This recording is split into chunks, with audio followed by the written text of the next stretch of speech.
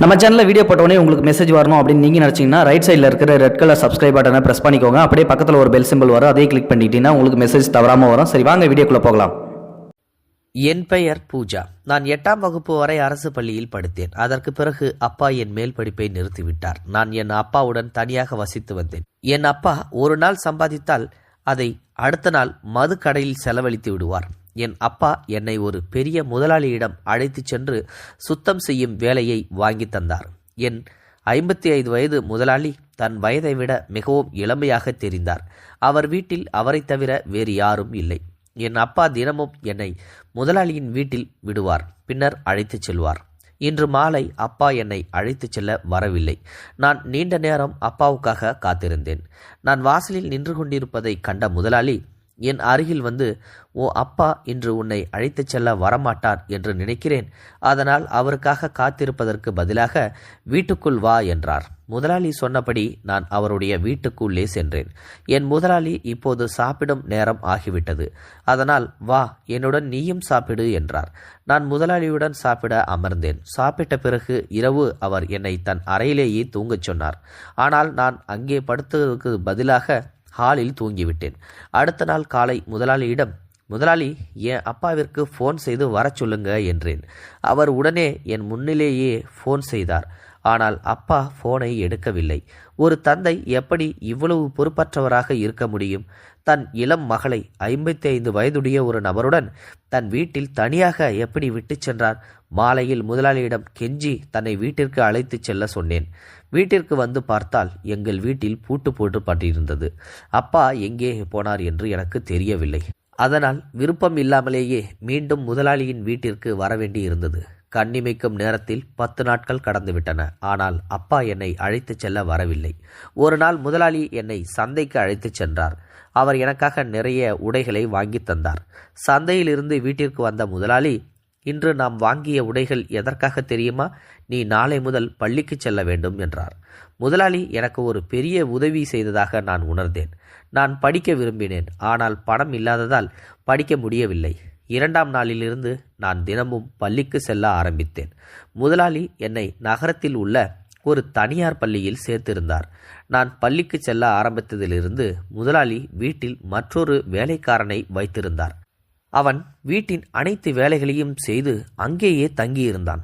இந்த மகிழ்ச்சியான வாழ்க்கையை பற்றி நான் கனவிலும் கூட நினைத்ததில்லை. ஆனால் என் முதலாளி எனக்காக இதையெல்லாம் ஏன் செய்கிறார் என்று நான் ஒருபோதும் யோசித்ததே இல்லை. இதன் பின்னணியில் உள்ள ரகசியம் விரைவில் எனக்கு தெரிய வர இருந்தது. அதை பற்றி எனக்கு கொஞ்சமும் பயிற்சி இல்லை. கண்ணிமைக்கும் நேரத்தில் 6 மாதங்கள் கடந்துவிட்டன.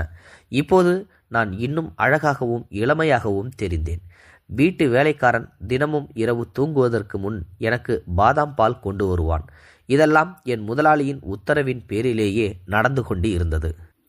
காலையில் நான் என் முதலாளியுடன் ஜிம்மில் உடற்பயிற்சி செய்தேன். ஒரு நாள் ஜிம்மில் உடற்பயிற்சி செய்யும்போது முதலாளி என்னிடம், "இன்று நான் உனக்கு ஒரு புதிய வகையான பயிற்சியை கற்றுக் கொடுப்பேன்" என்றார். முதலாளி எனக்கு அந்த வகையான பயிற்சியை கற்றுக் கொடுக்க தொடங்கினார். அப்போது வீட்டு வேலைக்காரன் ராஜு அங்கே வந்தான். ஜிம் கயிற்றை இழுக்கும்போது முதலாளி எனக்கு உதவி செய்து கொண்டிருந்தார். அதை பார்த்து ராஜு தன் முகத்தை திருப்பிக் கொண்டான். பிறகு முதலாளியை சந்திக்க வெளியே ஒரு விருந்தாளி வந்திருக்கிறார் என்று சொன்னான். பிறகு முதலாளி பயிற்சியை நிறுத்திவிட்டு ராஜுவிடம், "இன்று முதல் நீ உள்ளே வரும்போதெல்லாம் கதவை தட்ட மறக்காதே" என்றார். ஒருவேளை ராஜு இப்படி உள்ளே வந்தது முதலாளிக்கு பிடிக்கவில்லை போலிருக்கிறது.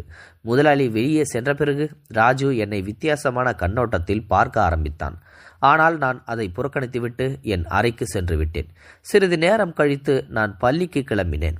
மாலையில் நான் நேரத்திற்கு வீட்டிற்கு வந்துவிட்டேன். நான் அந்த வீட்டில் தனியாக இருந்த பெண். முதலாளி எனக்கு ஒரு அழகான ஆடையை கொண்டு வந்திருந்தார். அவர், "இந்த ஆடையை அணிந்து தயாராகு, இன்று நாம் வெளியே ஒரு பார்ட்டிக்கு செல்ல வேண்டும்" என்று சொன்னார். நான் அந்த ஆடையை அணிந்து தயாரானேன். நான் தயாராகி வெளியே வந்தபோது முதலாளி என்னை ஒரு வித்தியாசமான கண்ணோட்டத்தில் பார்த்தார். அவர் முகத்தில் இருந்த புன்னகை அவர் மனதில் என்ன ஓடுகிறது என்பதை தெளிவாக காட்டியது. என் முதலாளி கோட் சூட் அணிந்திருந்தார். இந்த வயதிலும் அவர் இளமையாகத்தான் தெரிந்தார். ஆனால் இன்று அவர் முகத்தில் ஒரு சிறப்பு பொலிவு இருந்தது. இருவரும் கையை பிடித்துக்கொண்டு விருந்துக்கு கிளம்பினோம். விருந்தில் அவர் என்னை தன் நண்பர்களுக்கு அறிமுகப்படுத்தினார். முதலாளி தன் நண்பர்களுடன் நின்று பேசிக் கொண்டிருந்தார். சிறிது நேரம் கழித்து என் முதலாளியின் ஒரு நண்பர் என்னுடைய அருகில் வந்து என்னை பார்க்க ஆரம்பித்தார். பிறகு என்னிடம், உன் முதலாளிக்கு நிறைய புத்தி இருக்கிறது, உன்னை போன்ற ஒரு பெண் ஆயிரக்கணக்கான ரூபாய்களை செலவழித்தாலும் வெளியே கிடைக்க மாட்டாள் என்று சொன்னார். என் முதலாளியின் நண்பரின் இந்த வார்த்தைகளை கேட்டு எனக்கு அந்த நபர் மீது கோபம் வந்தது. நான் அவரிடம், உன் வாயை மூடு என்றேன். பிறகு அந்த நபர் என் பேச்சை கண்டு கோபப்படாமல் எனக்கு ஜூஸ் கொடுக்க தொடங்கினார். நான் ஜூஸ் வாங்க மறுத்துவிட்டேன். ஆனால் அவர் மன்னிக்கவும் என்று சொல்லி மீண்டும் ஜூஸ் கொடுத்தார். பிறகு நான் அந்த ஜூஸ் குடிக்க ஆரம்பித்தேன். ஜூஸ் குடித்த பிறகு எனக்கு மிகவும் மயக்கம் வந்தது. அங்கேயே மேஜை மீது தலையை வைத்து தூங்கிவிட்டேன். அடுத்த நாள் காலை எழுந்தபோது என் முதலாளியின் அறையில் என்னை பார்த்தேன். நான் எழுந்து படுக்கையில் உட்கார்ந்தேன். பிறகு ராஜு அறைக்கு காலை உணவு கொண்டு வந்தான். இது இதற்கு முன் நடந்ததே இல்லை. அவன் இன்னும் என்னை சந்தேகத்துடன் பார்த்து கொண்டிருந்தான். நான் அவனிடம் பேசப் போகும்போது முதலாளி வந்து விட்டார். அவர் என்னிடம், பூஜா, நீ நலமா என்று கேட்டார். அப்போது நான் அவரிடம், என் தலை மிகவும் கனமாக இருக்கிறது என்று சொன்னேன். அதற்கு முதலாளி சொன்னார், நேற்று இரவு பார்ட்டியில் ஜூஸுக்கு பதிலாக தவறுதலாக ட்ரிங்க் எடுத்து விட்டாய், அதனால்தான் உன் தலை கனமாக இருக்கிறது. முதலாளி எனக்கு வலி மாத்திரை கொடுத்தார். நான் அன்று பள்ளிக்கு கூட போகவில்லை. அன்று நாள் முழுவதும் என் அறையில் தூங்கினேன். பிறகு இரவு தூங்க முடியவில்லை. ஏனென்றால் நான் நாள் முழுவதும் தூங்கியிருந்தேன். இருப்பினும் இரவு அறையின் விளக்கை அணைத்துவிட்டு படுத்திருந்தேன். சிறிது நேரம் கழித்து திடீரென்று என் அறைக்குள் யாரோ நுழைவதை உணர்ந்தேன். மெதுவாக என் கண்களை திறந்தபோது முதலாளி எதிரில் வருவதை பார்த்தேன். நான் அறையில் விழித்திருப்பதைக் கண்டு அவர் மீண்டும் அறையிலிருந்து வெளியே சென்று விட்டார். அவர் ஏன் அப்படி செய்தார் என்று எனக்கு புரியவில்லை. நான் அவ்வப்போது என் அப்பாவை பற்றி அவரிடம் கேட்டுக்கொண்டே இருப்பேன். ஆனால் முதலாளி எப்போதும் நான் அவரை தேடிக்கொண்டுதான் இருக்கிறேன் என்றே சொல்வார். இன்று இரவும் நான் முதலாளியை என் அறைக்குள் வருவதை பார்த்தேன். அவர் ஏன் ஒவ்வொரு இரவும் என்னுடைய அறைக்கு வருகிறார் என்று எனக்கு புரியவில்லை. அடுத்த நாள் நான் காலை உணவுக்காக அமர்ந்திருந்த போது ராஜுவும் நானும் மட்டுமே வீட்டில் இருந்தோம். நான் மிகவும் சோர்வாக உணர்ந்தேன். என்னை பார்த்து ராஜு, பூஜா, நீங்கள் மிகவும் சோர்வாக தெரிகிறீர்கள். இரவு முதலாளி உங்கள் அறைக்கு வந்திருந்தார், அதனால்தான் நீங்கள் சோர்வடைந்திருப்பீர்கள் என்றான். நான் அவனிடம், நீ என்ன சொல்ல வருகிறாய் என்றேன்.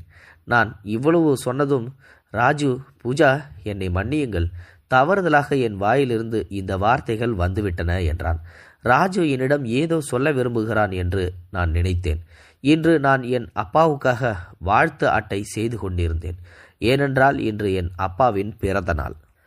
அப்பாவின் நினைவாக நான் சரியாக சாப்பிடக்கூட இல்லை. அப்பாவின் நினைவாக எனக்கு மிகவும் அழுகை வந்தது. அப்போது முதலாளி என் அறைக்கு வந்தார். நான் அழுவதை பார்த்து என்னிடம் கேட்கத் தொடங்கினார். என்ன ஆயிற்று பூஜா, ஏன் அழுவுற? நான், முதலாளி, எனக்கு மிகவும் பிடிக்கும் அப்பாவின் நினைவாக இருக்கிறது என்றேன். இன்று அவருடைய பிறந்தநாள், நான் அவருக்காக ஒரு வாழ்த்து அட்டையும் செய்துள்ளேன் என்றேன்.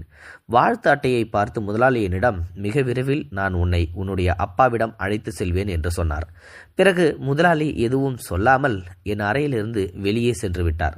நான் இன்று இரவு முழுவதும் தூங்கவில்லை. அதனால் நான் எழுந்து சமையலறைக்கு சென்று கொஞ்சம் தண்ணீர் குடித்தேன். பிறகு சமையலறையை ஜன்னல் வழியாக வெளியே பார்த்தேன். அங்கே என் முதலாளி தனது உடலில் போர்வையை போர்த்தி கொண்டு ஒருவருக்கு ஒரு கட்டு பணத்தை எடுத்து கொடுத்து கொண்டிருந்தார். நான் ஜன்னலுக்கு அருகில் சென்று பார்த்தபோது பணம் வாங்கியவர் வேறு யாரும் இல்லை, என்னுடைய அப்பாதான். ஆனால் ஏன் இவ்வளவு பணம் வாங்கி கொண்டிருந்தார் எனக்கு புரியவில்லை. நான் என் அப்பாவை நினைத்து தினமும் அழுவதை முதலாளி அறிந்திருந்தார். அவர் என் தந்தையை என்னை சந்திக்க சொல்லிவிட்டு ஏன் அவருக்கு பணம் கொடுத்து கொண்டிருந்தார்? என் அப்பாவுக்கும் என் முதலாளிக்கும் இடையில் என்ன நடந்து கொண்டிருக்கிறது என்று எனக்கு எதுவுமே புரியவில்லை. நான் அப்பாவை அழைக்கலாம் என்று நினைத்தேன். அப்போது அப்பா அங்கிருந்து பணத்தை எடுத்துக்கொண்டு சென்று விட்டார். முதலாளி வீட்டிற்குள் வருவதற்கு முன்பு நான் விரைவாக படுத்துவிட்டேன். சிறிது நேரம் கழித்து முதலாளி வீட்டிற்குள் வந்துவிட்டார். பிறகு அவர் என் அறைக்கு வந்தார். அந்த நேரத்தில் நான் என் கண்களை இறுக்கமாக மூடிக்கொண்டேன். முதலாளி என் அறைக்கு வந்து சிறிது நேரம் எட்டி பார்த்துவிட்டு பிறகு அவர் அறையிலிருந்து வெளியேறியதும் நான் நடுங்க ஆரம்பித்தேன். கடந்த சில மாதங்களாக முதலாளி என்னுடன் என்ன செய்து கொண்டிருந்தார்? அவர் இனிமையாக பேசி ஏன் என்னை தன் வீட்டில் வைத்திருந்தார்? இப்போது எனக்கு முன்னால் பல கேள்விகள் எழுந்திருந்தன. காலையில் நான் எழுந்தபோது என் உடல் காய்ச்சலால் கொதித்தது. பிறகு முதலாளி டாக்டரை வீட்டிற்கு அழைத்து வந்து வீட்டிலேயே எனக்கு பரிசோதனை செய்தார். டாக்டர் எனக்கு சில மருந்துகளை கொடுத்துவிட்டு சென்றார். முதலாளி இன்று அலுவலகத்திற்கு செல்லவில்லை. அவர் நாள் முழுவதும் என்னை பார்த்து கொண்டிருந்தார். அவர் என்னிடம், நீ எப்படி இருக்க? நோய்வாய்ப்படலாம். எனக்காக நீ சீக்கிரம் நன்றாக ஆக வேண்டும் என்றார். முதலாளியின் இத்தகைய பேச்சை கேட்டு நான் மிகவும் ஆச்சரியமடைந்தேன். உண்மையில் அவர் என்ன சொல்ல வந்தார்? பிறகு 4 நாட்களுக்கு பிறகு என் உடல் நலம் தேறியது. நான் இரவில் அப்பாவும் முதலாளியும் சந்தித்ததை பார்த்தேன். நான் இதுவரை முதலாளியிடம் இதை பற்றி எதுவும் கேட்கவில்லை. ஏனென்றால் நான் அவர்களின் உண்மையை அறிய விரும்பினேன். கடந்த சில நாட்களாக என் இரவு தூக்கம் கெட்டுப்போனது. ஒவ்வொரு காலையிலும் நான் சோர்வாக உணர்ந்தேன். இன்று இரவு நான் தூங்கும்போது வழக்கம் போல இன்றும் நள்ளிரவில் என் அறையின் கதவு திறந்தே இருந்தது. அறையில் மங்கலான வெளிச்சம் எரிந்து கொண்டிருந்தது. மற்ற எல்லா இடங்களும் இருட்டாக இருந்தன. கதவு திறந்து மீண்டும் மூடிக்கொண்டது. சில நொடிகளில் யாரோ என் அருகில் படுத்திருப்பதை உணர்ந்தேன். அப்போது என் கண் திறந்து விரைவாக எழுந்து அறையின் விளக்கை எரியச் செய்தேன். பிறகு ராஜு என் படுக்கையில் படுத்திருப்பதை பார்த்தேன். கோபத்துடன் அவனிடம், நீ என்னுடன் என்ன செய்து கொண்டிருந்தாய் என்று கேட்டேன். நான் இவ்வாறு கேட்டதும் ராஜு எழுந்து நின்றான். பிறகு நான் அவனிடம், உன் இந்த செயலை நான் முதலாளியிடம் சொல்வேன் என்றேன். நான் இவ்வளவு சொன்னதும் ராஜுவின் வாயிலிருந்து வெளிவந்தது, நீ ஒவ்வொரு இரவும் சந்தோஷமாக உன் முதலாளியுடன் இரவு கழிக்கிறாய். நீ ஒரு இரவு என்னுடன் கழித்தால் என்ன ஆகிவிடும்? அவன் இவ்வளவு சொன்னதும் நான் அவனிடம், நீ என்ன பேசுகிறாய் என்றேன். பிறகு அவன் பேசத் தொடங்கினான். நான் தினமும் இரவு பார்க்கிறேன். முதலாளி நள்ளிரவில் உன்னுடைய அறைக்கு வந்து நேரம் செலவழித்து விட்டு செல்கிறார். எனக்கு எல்லாம் புரிகிறது. நீயும் முதலாளியின் வேலைக்காரிதான் என்றும் ஒரு வேலைக்காரி மீது இப்படி யாரும் கருணை காட்ட மாட்டார்கள் என்றும் எனக்கு தெரியும். உன் அழகை முதலாளி பயன்படுத்திக் கொண்டிருக்கிறார். நீ அந்த கிழவனுக்கு ஒரு நல்ல மனதை மகிழ்விக்கும் பொம்மை. அவன் வார்த்தைகள் மீது அவனுக்கு எந்த கட்டுப்பாடும் இல்லை. நான் ராஜுவின் காதுக்கு கீழே ஒரு பலத்த அறை விட்டு அவனை என் அறையிலிருந்து வெளியே தள்ளினேன். ராஜுவின் பேச்சிலிருந்து முதலாளியின் உணர்வுகள் எனக்கு புரிய தொடங்கின. இப்போது முதலாளியை நெருங்குவதற்கான நேரம் வந்துவிட்டது. திரைக்கு பின்னால் நடந்து கொண்டிருந்தது இப்போது நேரடியாக நடக்க வேண்டும். அடுத்த இரவு நான் முதலாளியின் அறைக்கு சென்றேன். அவருடைய அறையில் எல்லா இடமும் இருட்டாகவே இருந்தது. நான் மெதுவாக முதலாளியை நெருங்கினேன். நான் அவருடைய கையை பிடித்தேன். அப்போது முதலாளி தன் அறையின் விளக்கை எரியச் செய்தார். முதலாளி என்னை பார்த்து, நீ என்ன செய்து கொண்டிருக்கிறாய் பூஜா? நீ சுயநினைவில் இருக்கிறாயா? நீ இங்கு தவறு செய்கிறாய் என்றார். அப்போது நான் முதலாளியிடம், நான் தவறு செய்கிறேன் என்றால் அந்த இரவு இருளில் மறைந்து என் தந்தைக்கு பணம் கொடுப்பதும் இரவில் என் அறைக்கு வந்து அருகில் உட்கார்ந்து என்னை பார்ப்பதும் என்ன? என்னை போன்ற ஒரு வேலைக்காருக்கு நீங்கள் ஏன் இவ்வளவு முக்கியத்துவம் கொடுக்கிறீர்கள்? இது எப்படி செய்ய முடியும்? இவ்வளவு பெரிய உதவி.